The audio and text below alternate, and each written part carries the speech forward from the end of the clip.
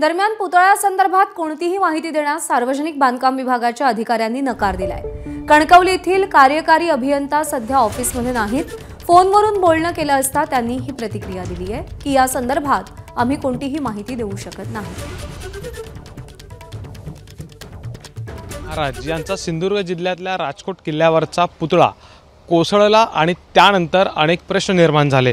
अर्थात कामाचा दर्जा असेल, निविदा प्रक्रिया असेल, याबाबत अगदी चर्चा सुरू झाल्या, चौकशीची मागणी झाली आणि सार्वजनिक बांधकाम विभाग याला देखील यासाठी जबाबदार धरलं गेलं, कारण की सार्वजनिक बांधकाम विभागाचा देखील यामध्ये रोल होता। अर्थात आत्ता मी सध्या सार्वजनिक बांधकाम विभागामध्ये आहे, कणकवलीतल्या कार्यालयामध्ये, आणि इथं साधारणपणे या पुतळ्यासंदर्भातली माहिती, अर्थात त्या पुतळ्याची उंची किती होती ही बेसिक माहिती आहे, किंवा कोणता धातू वापरला गेला होता, निविदा प्रक्रिया कशी होती, नेव्हीचा रोल काय होता, सार्वजनिक बांधकाम विभागाचा रोल यामध्ये नेमका काय होता, यासारखे प्रश्न विचारले गेले।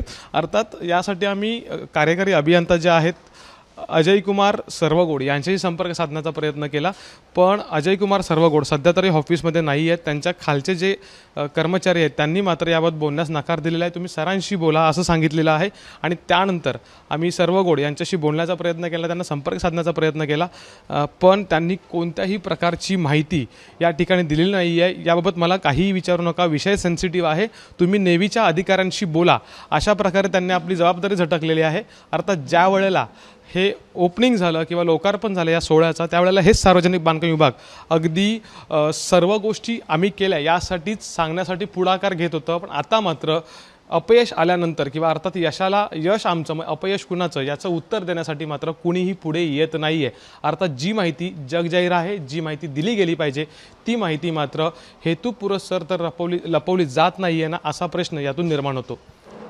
कॅमेरामन महबूब शेखसह अमोल मोरे, एबीपी माझा, कणकवली, सिंधुदुर्ग। एबीपी माझा, उघडा डोळे बघा नीट।